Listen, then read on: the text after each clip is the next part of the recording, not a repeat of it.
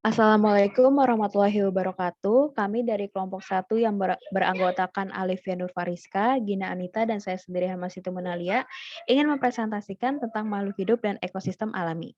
Selanjutnya. Nah, di sini kami akan membahas tentang yang pertama ada pengertian makhluk hidup, yang kedua populasi dan komunitas makhluk hidup, yang ketiga pengertian ekosistem, yang keempat berbagai bentuk ekosistem alami, yang kelima aliran energi dan matahari dalam ekosistem alami, dan yang terakhir macam-macam bentuk pola kehidupan. Boleh selanjutnya? Nah, yang pertama ini ada pengertian makhluk hidup yang akan dijelaskan oleh Alivia. Baik, kita masuk ke pengertian makhluk hidup. Selanjutnya berikutnya. Nah, makhluk hidup adalah struktur biologis yang merespons perubahan lingkungan atau dalam entitas sendiri.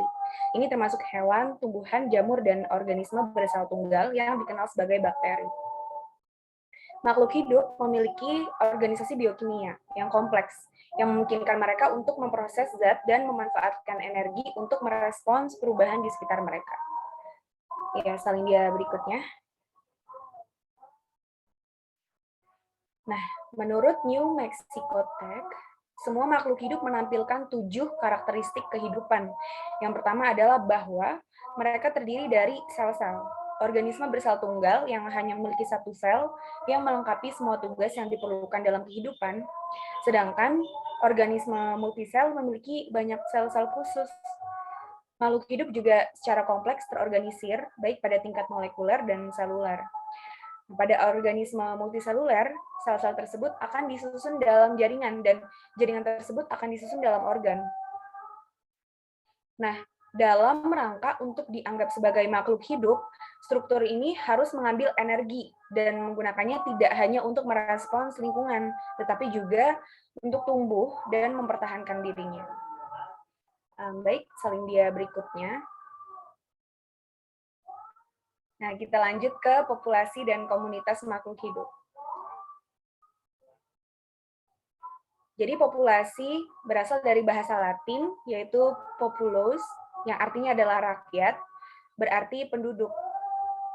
Di dalam ekologi, yang dimaksudkan dengan populasi adalah sekelompok individu yang sejenis.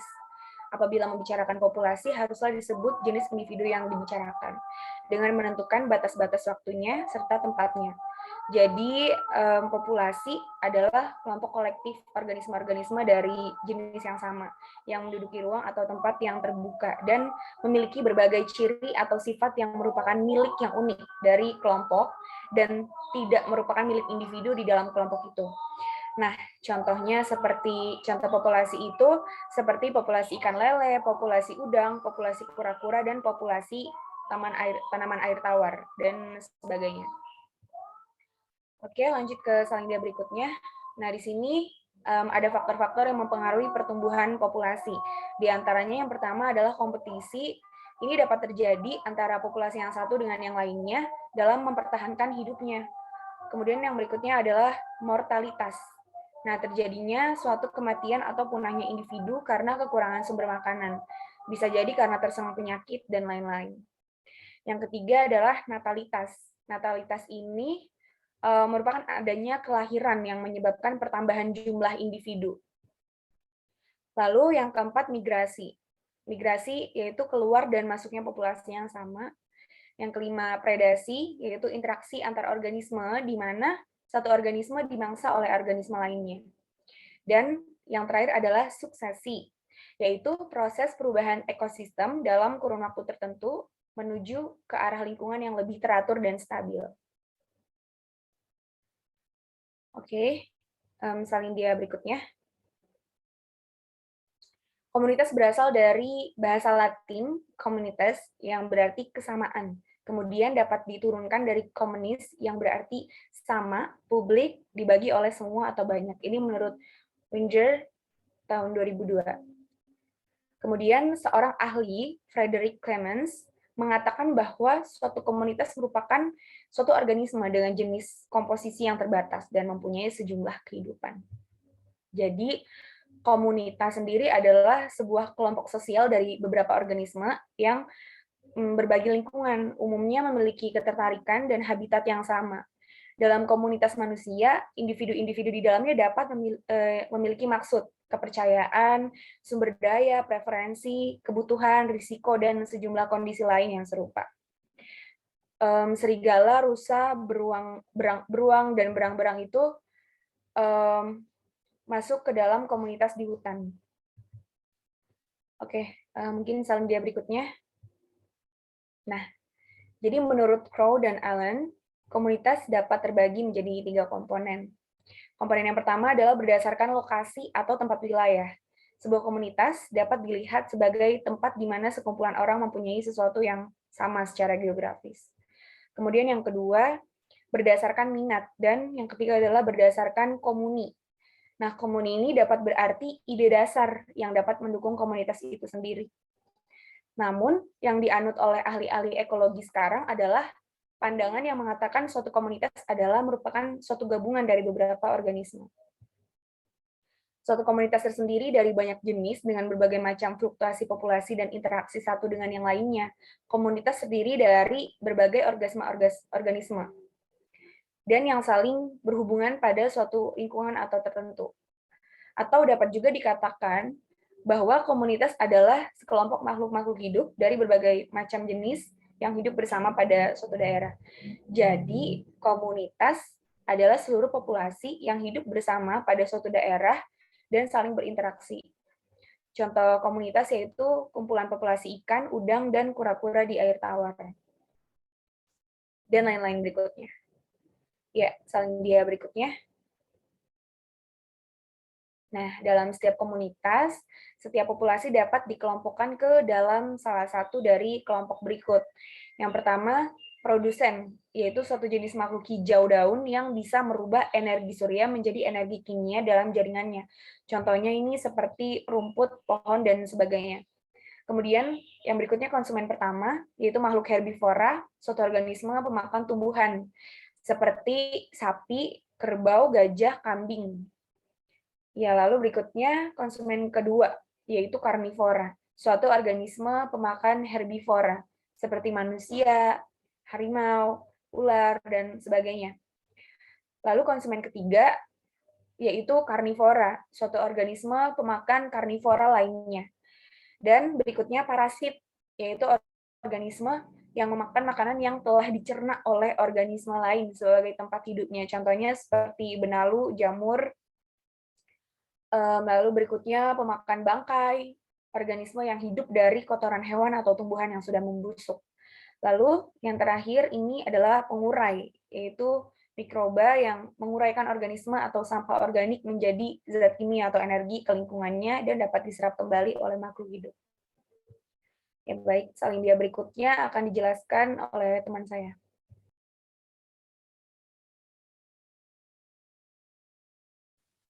Ya, selanjutnya ada pengertian ekosistem dan berbagai ekosistem alami.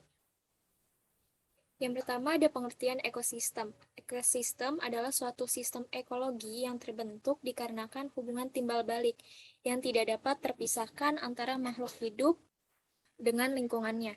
Ekosistem ini dapat juga dikatakan sebagai suatu tatanan kesatuan secara utuh serta menyeluruh antara unsur lingkungan hidup yang saling mempengaruhi. Ekosistem merupakan penggabungan dari unit biosistem yang melibatkan hubungan interaksi timbal balik antara organisme serta lingkungan fisik sehingga aliran energi ini menuju struktur biotik tertentu, sehingga terjadi siklus materi antara organisme dan anorganisme, di mana matahari adalah sumber dari semua energi yang ada di dalam ekosistem. Selanjutnya ada komponen ekosistem, terbagi menjadi 2, ada abiotik dan juga biotik, di mana abiotik terdapat suhu, air, garam, cahaya, tanah, dan iklim, sedangkan biotik terdapat heterotrof dan juga dekomposer. Yang pertama ada abiotik. Komponen abiotik ini berupa bahan organik, senyawa anorganik, serta faktor yang mempengaruhi distribusi organisme, di mana yang pertama ada suhu. Suhu itu proses biologi yang dipengaruhi oleh suhu. di mana mamalia dan unggas akan membutuhkan energi untuk dapat meregulasi temperatur dalam tubuhnya. Yang kedua ada air. Ketersediaan air ini juga dapat mempengaruhi distribusi organisme, di mana organisme yang terdapat pada gurun itu beradaptasi terhadap ketersediaan air yang ada di gurun tersebut. Yang ketiga, ada garam. Konsentrasi garam juga mempengaruhi keseimbangan air dalam organisme melalui osmosis. Beberapa organisme terestrial mampu untuk beradaptasi di dalam lingkungan dengan kandungan garam yang tinggi. Yang keempat, ada cahaya matahari. Intensitas serta kualitas cahaya matahari dapat mempengaruhi proses fotosintesis, dan air dapat menyerap cahaya sehingga yang terjadi pada lingkungan air, fotosintesis terjadi pada sekitar permukaan yang dapat dijangkau oleh cahaya matahari. Di gurun, intensitas cahaya matahari ini sangat besar dan membuat peningkatan suhu. Hal ini mengakibatkan hewan dan tumbuhan yang berada di gurun itu tertekan. Lalu yang kelima ada tanah dan batu. Karakteristik tanah yang meliputi struktur fisik, komposisi mineral, dan pH itu membatasi penyebaran organisme. Yang dimana ini berdasarkan kandungan sumber makanan yang ada di tanah. Yang keenam ada iklim. Iklim adalah kondisi cuaca dalam suatu daerah atau area, serta dalam jangka waktu yang lama. Iklim makro meliputi iklim global, lokal, dan regional. Sedangkan iklim mikro itu meliputi iklim dalam suatu daerah yang dihuni oleh beberapa komunitas tertentu. Selanjutnya ada biotik, di mana biotik yang pertama ada heterotrof. Komponen heterotrof ini terdiri dari organisme yang memanfaatkan dari bahan-bahan organik yang telah disediakan oleh organisme lain sebagai sumber makanannya. Komponen heterotrof ini disebut sebagai konsumen makro atau fagotrof, karena makanan yang dimakan ini berukuran kecil. Yang tergolong dalam heterotrof adalah manusia, hewan, mikroba, dan juga jamur. Yang kedua, ada pengurai atau dekomposer. Pengurai atau dekomposer ini merupakan organisme yang menguraikan bahan-bahan organik yang berasal dari organisme yang telah mati. Pengurai disebut konsumen makro atau sapotrof, dan yang disebut makro atau sapotrof ini dikarenakan mereka memakan makanan yang telah dikonsumsi dan jumlahnya ini berukuran lebih besar. Organisme pengurai menyerap sebagian hasil dari penguraian tersebut dan melepaskan bahan-bahan sederhana yang dapat digunakan kembali oleh produsen. Yang tergolong dalam pengurai ini adalah bakteri dan juga jamur. Lalu selanjutnya ada berbagai bentuk ekosistem alami. Nah, dalam suatu ekosistem itu memiliki syarat.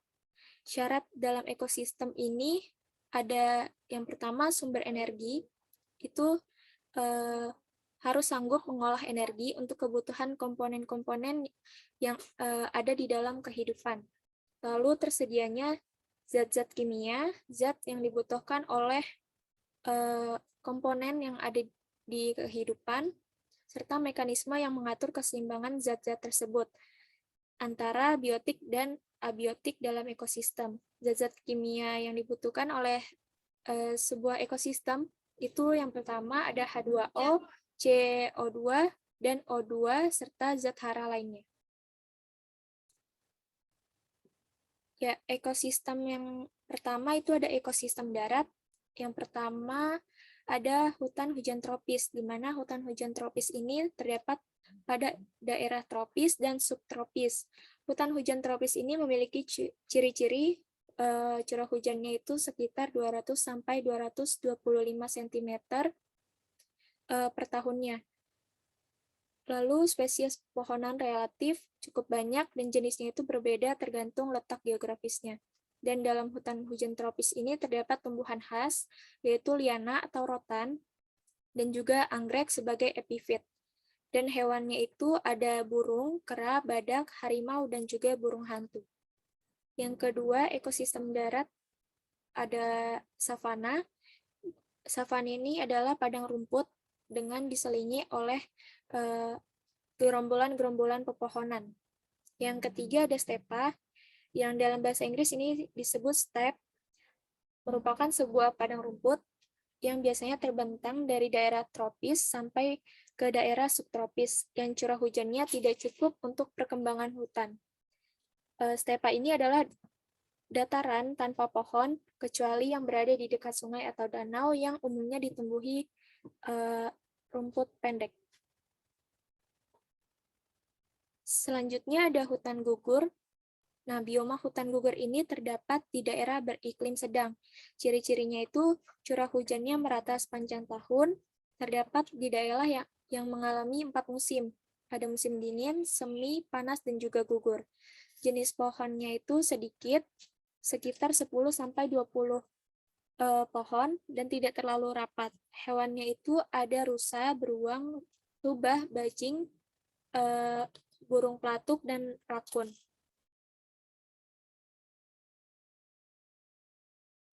Lalu selanjutnya ada taiga, di mana bioma taiga ini terdapat di belahan bumi sebelah utara dan di daerah pegunungan tropis.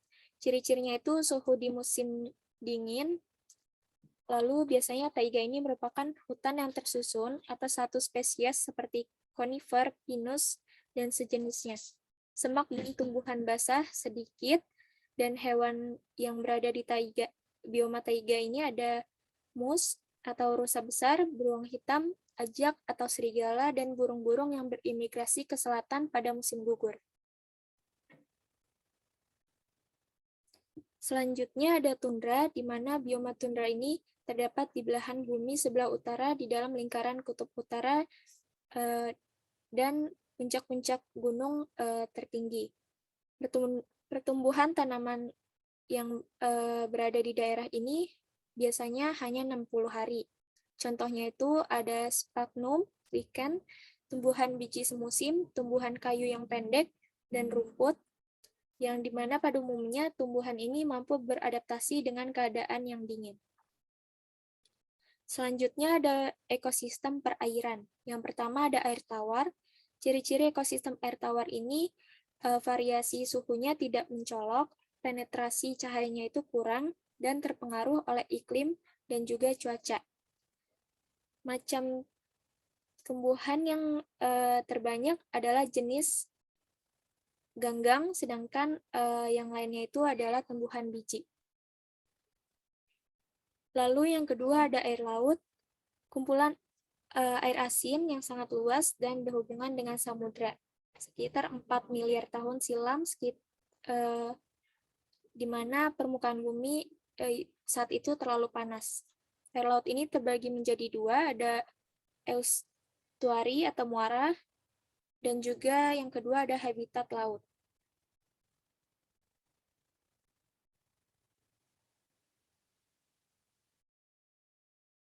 Lalu habitat lautnya ini dibedakan berdasarkan kedalamannya dan wilayah permukaan secara horizontal. Yang pertama ada ekosistem pantai, yang letaknya berbatasan dengan ekosistem darat, laut, dan daerah pasang surut.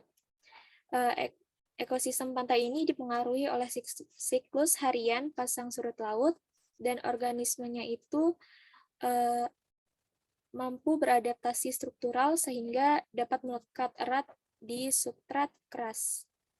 Yang pertama di daerah paling atas pantai, itu biasanya dihuni oleh beberapa jenis ganggang, moluska, dan remis yang menjadi konsumsi bagi kepiting dan burung pantai. Yang kedua itu di daerah tengah pantai yang terendam saat pasang tinggi dan juga pasang rendah. Biasanya dihuni oleh ganggang, porifera, anemon laut, remis, dan kerang, siput herbivora dan karnivora, kepiting, landak laut, bintang laut, dan ikan-ikan kecil. Dan yang terakhir, daerah pantai yang terdalam itu terendam saat air pasang maupun surut. Daerah ini biasanya dihuni oleh beragam invertebrata dan ikan serta rumput laut. Dan yang terakhir ada ekosistem buatan. Ada bendungan, hutan tanaman produksi seperti jati serta pinus. Lalu yang ketiga ada agroekosistem yang berupa sawah, sawah tada hujan. Yang keempat sawah irigasi, dan yang terakhir perkebunan sawit. Aliran energi dan materi dalam ekosistem alami akan dilanjutkan oleh Hema. Baik, terima kasih Gina. Ya, selanjutnya ada aliran energi dan materi dalam ekosistem alami. Boleh slide selanjutnya. Nah, di sini ada siklus biogeokimia atau siklus organik anorganik. Nah, di sini adalah siklus unsur atau senyawa kimia yang mengalir dari komponen abiotik ke biotik dan kembali lagi ke komponen abiotik. Nah, siklus tersebut tidak hanya melalui organisme, tetapi juga melibatkan reaksi-reaksi kimia dalam lingkungan abiotik, sehingga disebut siklus biogeokimia. Nah, siklus tersebut ini antara lain terbagi menjadi 3. Ya, boleh selanjutnya.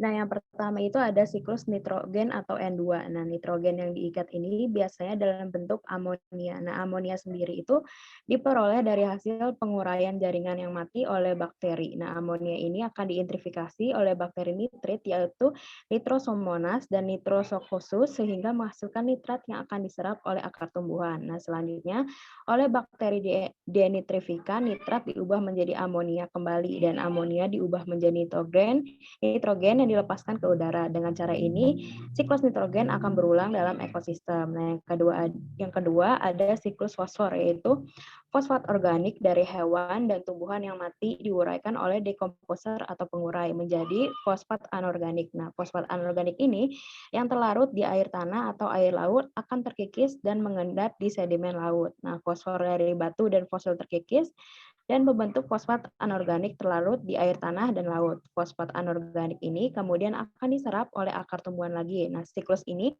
akan terjadi berulang-ulang kali.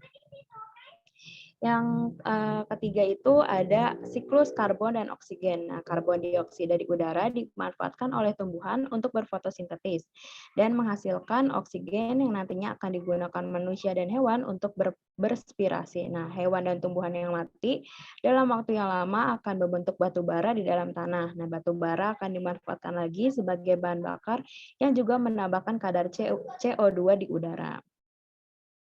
Boleh selanjutnya.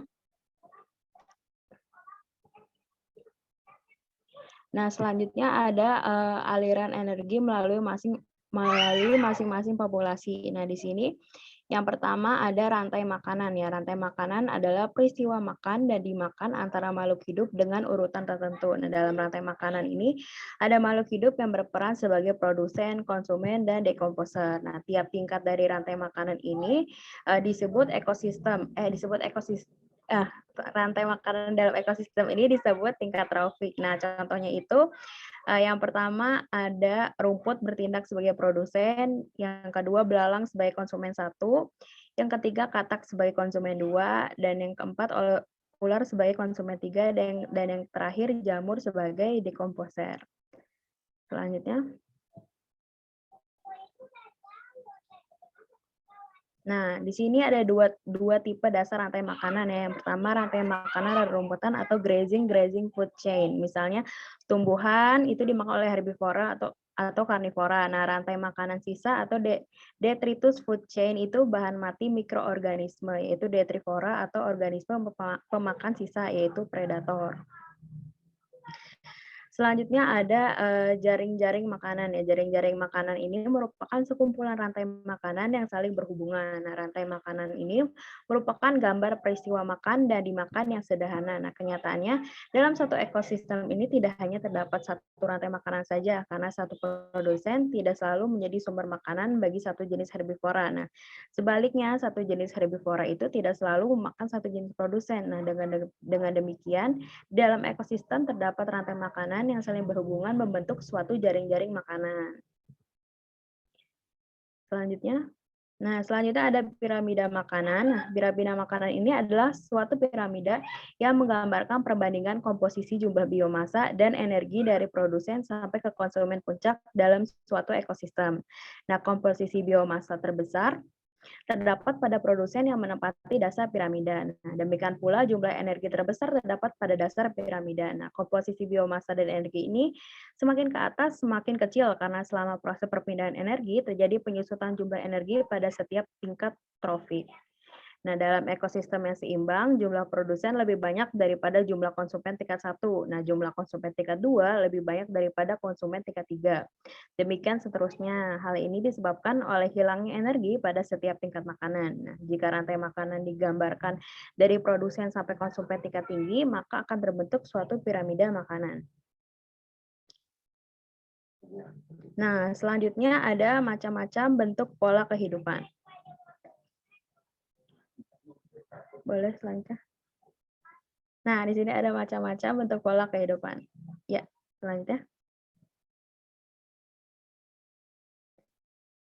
Nah, di sini makhluk hidup ini dengan lingkungan tertentu membentuk pola kehidupan yang khas sehingga ditemukan berbagai pola kehidupan dengan kekhasan masing-masing. Adanya perbedaan lingkungan menyebabkan timbulnya berbagai pola kehidupan. Nah, pola kehidupan ini dapat dibagi dalam 3 bagian, yaitu pola kehidupan di darat, pola kehidupan di air, dan pola kehidupan ciri khas. Nah, yang pertama ini kita akan membahas pola kehidupan di darat. Ya, pola kehidupan di darat ini mempunyai dia mengalami perubahan menurut musimnya ya. Misalnya pada waktu musim hujan itu perubahannya adalah kelembapan udara cukup tinggi, tanah basah, tumbuhan hidup subur. Namun pada waktu musim kemarau kelembapan udara menurun, tumbuhan sebagian mati. Lalu faktor-faktor yang mempengaruhi pola kehidupan di darat adalah keadaan tanah, suhu, angin, kelembapan udara, curah hujan, dan pancaran sinar matahari. Selanjutnya. Selanjutnya ada pola kehidupan di air. Nah, pola kehidupan di air ini dibagi menjadi 3 lingkungan. Yang pertama itu ada lingkungan air tawar yang contohnya adalah sungai, rawa, kolam, dan parit.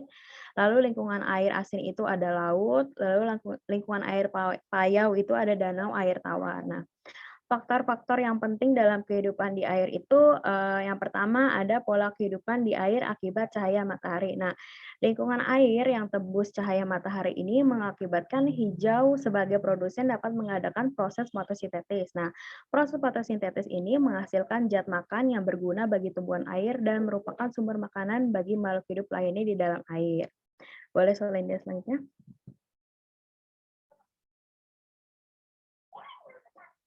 Salin dia. Ya.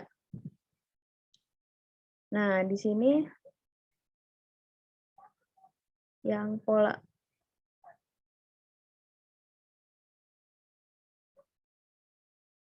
ya, selanjutnya ada pola kehidupan di air akibat zat-zat pelarut. Nah, limbah-limbah industri ini yang terlarut di dalam air dapat mengakibatkan produsen dalam air tidak berkembang sehingga ikan-ikan kekurangan makanan dan akhirnya mati. Nah, pemupukan sering dilakukan pada kolam ikan agar tumbuhan air sebagai produsen tumbuh subur sehingga makhluk hidup di dalam air tidak kekurangan makanan. Nah, selanjutnya itu ada pola kehidupan di air akibat gaya tekan ke atas. Nah, karena adanya gaya tekan ke atas oleh air berlainan pada tiap kedalaman air, maka hewan yang hidup di daerah dasar berlainan jenisnya dengan yang hidup di daerah permukaan.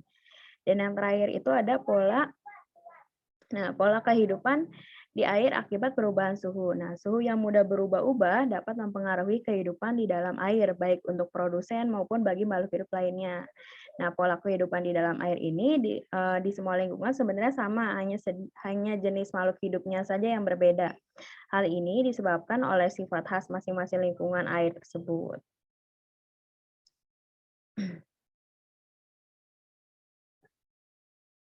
Ya, selanjutnya.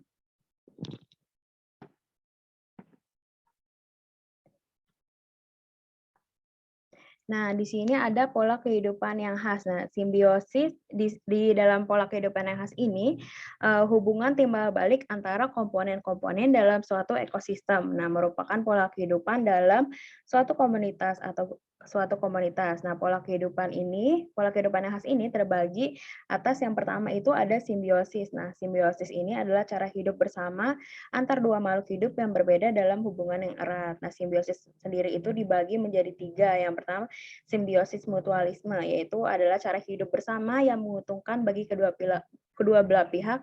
Nah, misalnya itu kupu-kupu dengan bunga, badak dengan sejenis burung. Nah, seperti itu. Yang kedua itu ada simbiosis parasitisme. Nah, simbiosis parasitisme ini adalah cara hidup antara dua makhluk hidup yang berbeda. Yang satu mendapat keuntungan, yang lainnya dirugikan. Nah, misalnya itu benalu dengan pohon inang, lalu tali putri dengan tumbuhan inang. Selanjutnya ada simbiosis komensalisme. Nah, simbiosis komensalisme itu adalah cara hidup antara dua makhluk hidup yang berbeda. Yang satu ini diuntungkan, sedangkan yang lain ini tidak dirugikan. Misalnya itu ikan hiu dengan ikan-ikan remosa. Nah, yang kedua itu ada Nah, yang kedua itu ada antibiosis atau antisimbiosis. Nah, dalam persekutuan hidup antara dua jenis makhluk hidup, yang satu menghambat kehidupan makhluk hidup lainnya. Nah, misalnya itu pemisilium dengan jamur dan bakteri tertentu. Pemisilium ini dapat menghasilkan penisilin, yaitu sejenis antibiotik, dan menghambat pertumbuhan jamur dan bakteri tertentu. Nah, macam-macam antibiotika ini yang dihasilkan dari pola kehidupan sebagai antibiosis, itu antara lainnya adalah penisilin, streptomisin, kloromisin, ankreomisin, teramisin, dan tetrasikilin. Selanjutnya. Nah, selanjutnya ini ada bioma. Nah, di sini yang pertama ada bioma gurun, yaitu bioma gurun dan setengah gurun. Banyak ditemukan ini di Amerika Utara, Afrika Utara, Australia, dan Asia Barat. Selanjutnya ada bioma padang rumput, yaitu membentang mulai dari daerah tropis sampai dengan daerah beriklim sedang, seperti Hungaria, Rusia Selatan, Asia Tengah, Amerika Selatan, dan Australia. Selanjutnya ada bioma sabana, yaitu adalah padang rumput dengan diselingi oleh gerombolan pepohonan. Nah, berdasarkan jenis tumbuhan yang menyusunnya. Sabana ini dibedakan menjadi dua, yaitu sabana murni dan sabana campuran. Sabana murni sendiri itu bila pohon-pohon yang menyusunnya hanya terdiri atas satu jenis tumbuhan saja. Lalu sabana campuran ini bila pohon-pohon penyusunnya terdiri dari campuran berjenis-jenis pohon. Selanjutnya. Ya, selanjutnya ada bioma hutan tropis. Nah, merupakan bioma yang memiliki keanekaragaman jenis tumbuhan dan hewan yang paling tinggi, yang meliputi daerah aliran sungai Amazon, Amerika Tengah, sebagian besar daerah Asia Tenggara dan Papua Nugini, dan juga lembah Kongo di Afrika. Selanjutnya ada hutan musim. Nah, di daerah tropis ini, selain hutan tropis, terdapat pula hutan musim. Hutan musim ini merupakan suatu bioma berupa hutan yang biasa ditemukan di wilayah tropika dan subtropika atau iklim monsun atau kemarau dan hujan dengan macam tumbuhan sejenis. Nah, wilayah-wilayah ini memiliki iklim yang hangat sepanjang tahun tetapi juga memiliki musim kering atau kemarau yang tak kalah panjangnya selama beberapa bulan. Nah, selanjutnya ada hutan lumut atau banyak ditemukan di lereng gunung atau pegunungan yang terletak pada ketinggian di atas batas kondensasi uap air. Nah, di hutan lumut yang tumbuh tidak hanya lumut saja, melainkan hutan yang banyak pepohonannya yang tertutup oleh lumut. Baik, selanjutnya. Nah, selanjutnya itu ada bioma hutan gugur atau deciduous forest. Nah, ciri khas dari hutan ini adalah tumbuhannya sewaktu musim dingin, daun-daunnya meranggas, atau bioma ini dapat dijumpai di Amerika Serikat, Eropa Barat, Asia Timur, dan Chili. Nah, bioma hutan yang selanjutnya adalah bioma hutan tiaga atau hutan homogen. Nah, bioma ini kebanyakan terdapat di daerah antara subtropika dengan daerah kutub. Nah, seperti daerah Skandinavia, Rusia, Siberia, Alaska, dan Kanada. Selanjutnya ada bioma hutan tundra, yaitu terletak di kawasan lingkungan kutub utara sehingga iklimnya adalah iklim kutub. Nah, istilah tundra berarti dataran tanpa pohon, vegetasinya didominasi oleh lumut dan lumut kerak. Nah, vegetasi lainnya adalah rumput-rumputan dan sedikit tumbuhan berbunga berukuran kecil. Nah, yang terakhir itu ada hutan bakau atau mangrove. Nah, hutan ini itu banyak ditemukan di sepanjang pantai yang landai di daerah tropik dan subtropik. Nah, tumbuhan yang dominan adalah pohon bakau atau Rhizophyra sp. Nah, sehingga nama lainnya adalah hutan bakau. Selain pohon bakau, ditemukan pula pohon kayu api dan pohon bogam. Nah, baik, sekian presentasi dari kelompok kami. Kurang lebihnya mohon maaf. Wassalamualaikum warahmatullahi wabarakatuh.